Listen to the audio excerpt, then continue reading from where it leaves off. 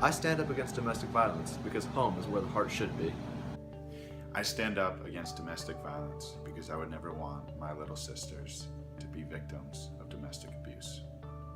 I stand up against domestic violence because love should be about respect. I stand up against domestic violence because love shouldn't hurt. I stand up against domestic violence because the problem has been ignored for far too long and the time to act is now. I stand up against domestic violence because relationships are based on trust and not violence. I stand up against domestic violence because children who grow up in domestic violence homes are more likely to be victims of child abuse.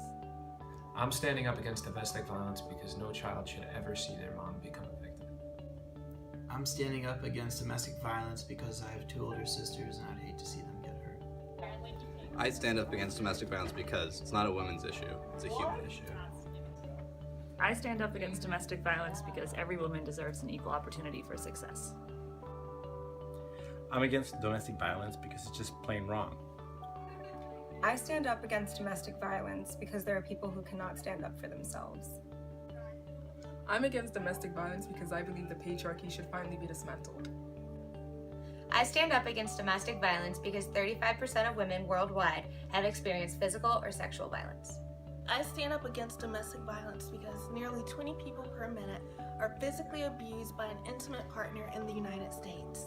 I stand against domestic violence because homicide is the second leading cause of death in pregnant women in the United States. I stand up against domestic violence because love shouldn't hurt.